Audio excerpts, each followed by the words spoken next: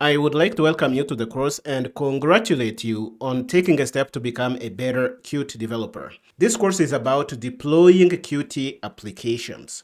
And what do I mean by deployment?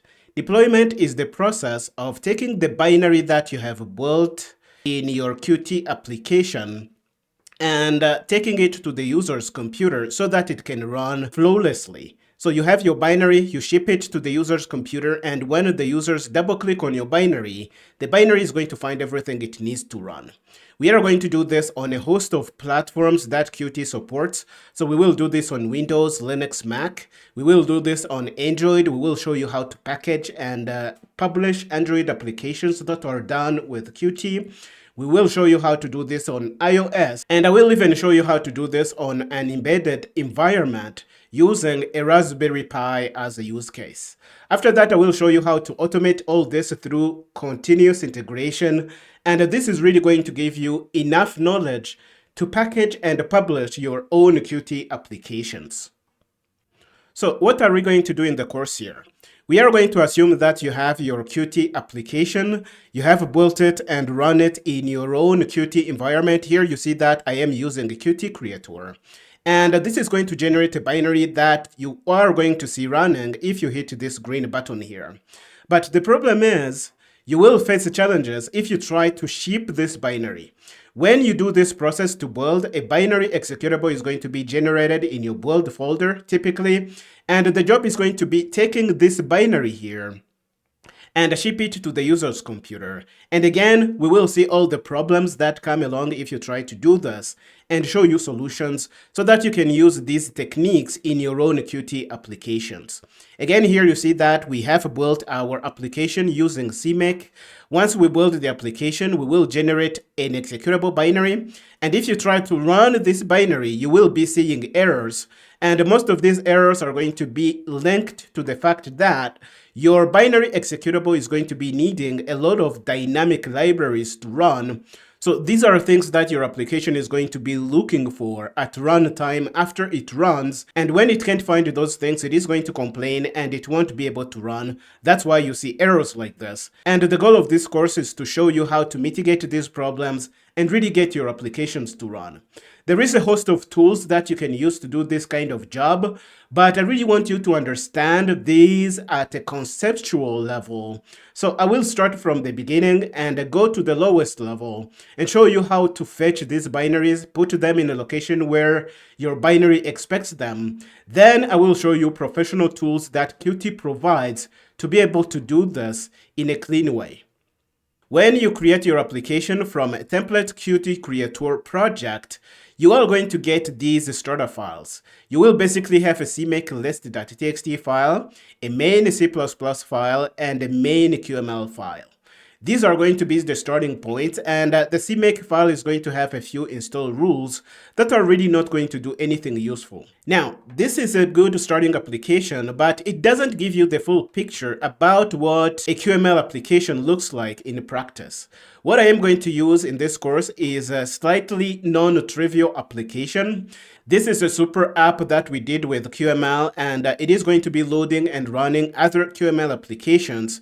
If you know something like WeChat or these other applications, it is the same idea we are trying to do using QML. This is the application we will try to deploy and give it the binaries that it needs, and we are going to package it to run on Windows, Linux, Mac, Android, iOS, and even embedded using Raspberry Pi as a use case here. And you can see that we will be using a lot of CMake commands at the terminal because CMake is the build system that Qt is using, and we will see how to use these things here. Don't worry if you don't know CMake. I will show you exactly what to do, and if you want, you can even check out our video course on YouTube. It is a free YouTube course that you can take to really refresh on your CMake skills. So here is the plan we are going to follow through the course here. We will start by giving you foundational information about this course, what it is about, how to get the information you need, and things like that.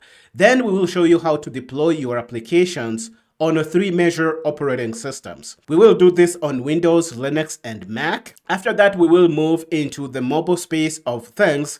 Then I will show you how to package your application as an APK on Android, and we will deploy the application on iOS as well. After that, we will do embedded, and we will be using a Raspberry Pi board to really make this easy. This knowledge can be easily transferred to other embedded Linux systems that are out there. After that, I will show you how to automate these things through CI/CD and GitHub Actions. And this is going to give you a full package of the knowledge you need to deploy your own Qt applications and really get them in the hands of users. This course is for anyone who is interested in deploying their own Qt applications.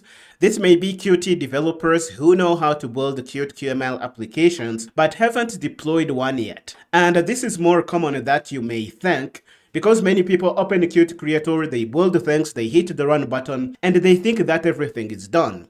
But when they get to try and ship the application, then hell is going to break loose and things are not going to go exactly as they plan. This course is designed to help you navigate these problems easily. If you have deployed on one platform, for example, Linux, and you want to see how these things are done on other operating systems, this course is for you too. And anyone who wants to understand what deployment tools actually do under the hood, this course is also going to be for you, because we are going to be showing you these things. I will show you how to actually do most of these things in a manual way, where you copy these binaries, put them in place, change the binary to make it point to the location where these things are. You will understand exactly what is needed to deploy your Qt application. To take this course, you need an active Qt installation. I recorded this using Qt 6.10, and at some point I also saw Qt 6.11 released, so you may see me using it on some other platforms, but any recent version of Qt is going to do, so anything greater or equal to Qt 6.10 is going to do. You need CMake installed. You also need Ninja. I am going to show you how to get hold of these things here. And you need basic familiarity with the terminal, because we are going to be using it to run these CMake commands to build whatever it is we want to build here. This is really what this course is about. I am excited to show you what it takes to deploy your own Qt applications. I am going to stop here, and I will see you in the next one.